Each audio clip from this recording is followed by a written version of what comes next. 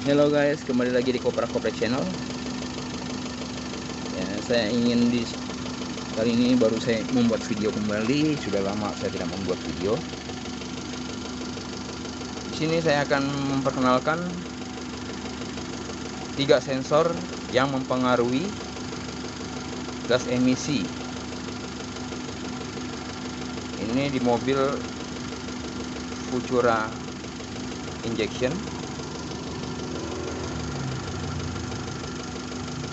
Pertama adalah kalau salah satu ada sensor ini mati atau tidak tersambung, maka lampu mil akan menyala. Kemudian gas emisi itu pada saat uji emisi itu akan tinggi ya polusinya, yaitu hidrokarbonnya dan CO-nya ya, karbon monoksidanya. Dan maksimal hidrokarbonnya yang harus standar yang dikatakan bagus emisinya itu sekitar 200 ppm untuk hidrokarbon. Sedangkan untuk CO-nya itu maksimal 1,5% ppm ya. Biasanya di surat keterangan KIR itu akan dikasih catatan bila gagal ya. Oke, saya akan terangkan satu. Pertama, di sini kita yang di dalam dekat filter udara. Di sini ada sebuah sensor yang bernama AIT.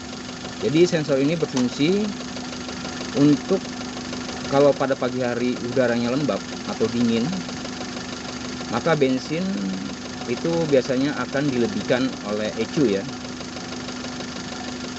Kemudian kalau sudah panas ya bensin akan dikurang. Kalau ini tidak tersambung maka bensin akan selalu berlebih.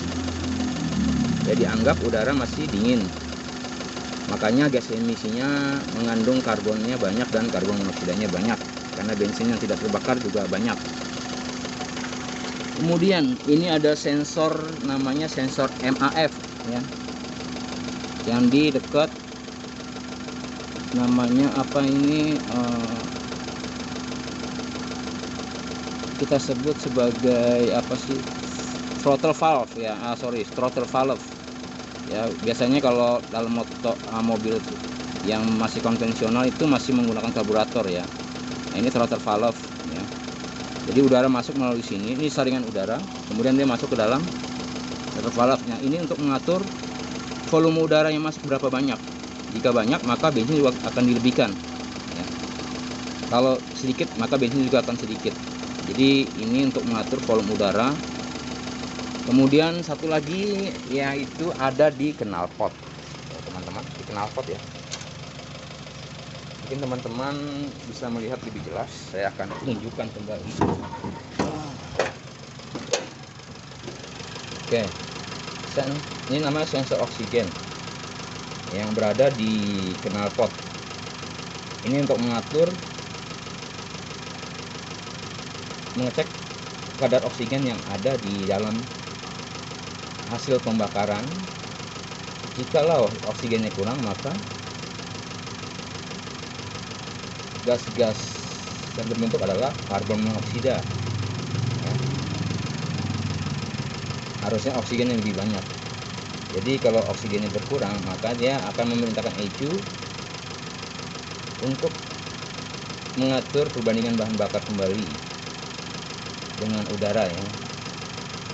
Nah, ini berarti kelebihan banyak bensin maka menghasilkan lebih banyak CO-nya ya.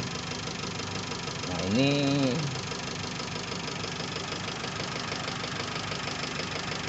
adanya di sini ya. Sekali lagi saya lihat. Jadi ada 3 yang mempengaruhi emisi gas buang mobil ya. Kita perhatikan tanda-tanda kalau di lampu mil menyala. Cek bagian yang termuda. apakah ada yang terlepas atau sudah rusak. Biasanya kita scan dengan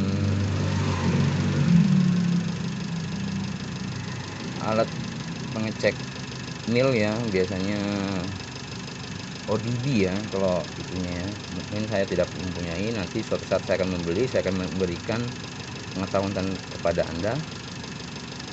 Mungkin itu aja buat teman-teman yang mempunyai mobil yang bermasalah di emisinya, bisa